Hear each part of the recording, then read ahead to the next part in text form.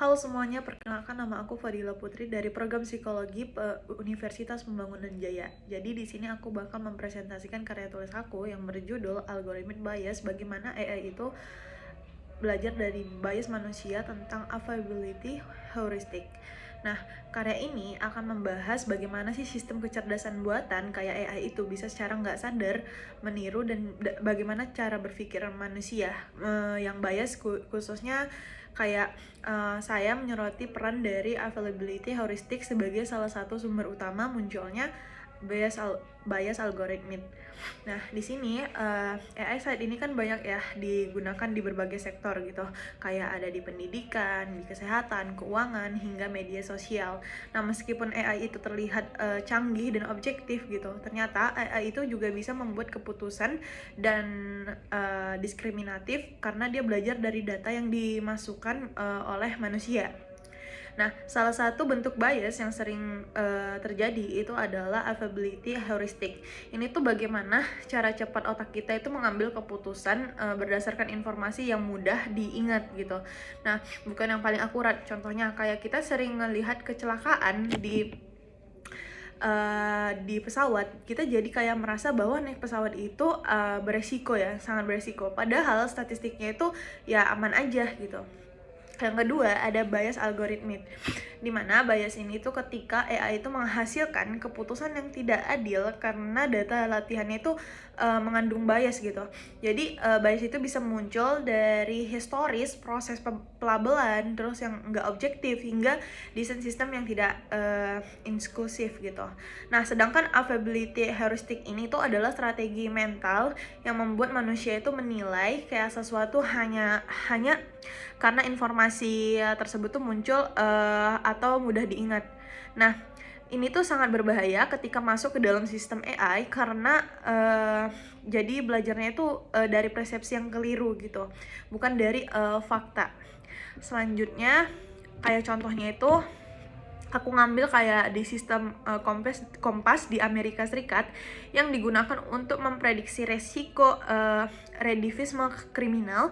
AI dalam sistem ini tuh akan memberikan sektor resiko yang lebih tinggi kepada terdakwa kulit hitam. Kenapa hal itu terjadi? Karena data pelatihan itu mencerminkan bias rasial ya dari keputusan peradilan sebelumnya gitu. Contoh lainnya itu juga ada sistem rekrutmen otomatis. Jadi jika data historisnya itu menunjukkan bahwa karyawan sukses rata-rata dari universitas ternama gitu, atau enggak dari universitas ya kayak negeri gitu kan. Nah, maka AI itu akan lebih memilih pelamar yang dari universitas tersebut gitu.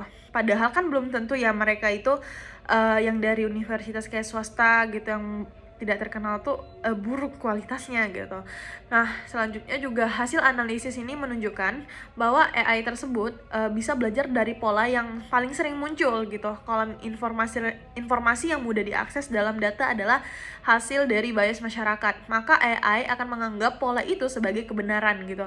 Jadi ini tuh bagaimana availability heuristic ini masuk ke dalam sistem algoritmik dan menciptakan diskriminatif yang sistemik gitu.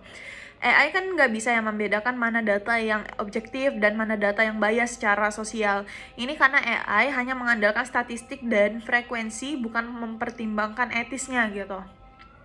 Selanjutnya aku juga di sini juga di masalah ini beberapa solusi yang aku tawarkan. Yang pertama itu ada edukasi multidisipliner, yaitu pengembangan AI paham psikologis kognitif agar bisa mendeteksi bias sejak awal.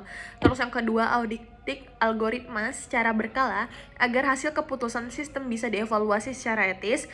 Terus yang ketiga, ada kurasi data yang lebih representatif. Nah, di sini tuh supaya sistem AI-nya tidak belajar dari data yang timpang gitu atau stereotipikal.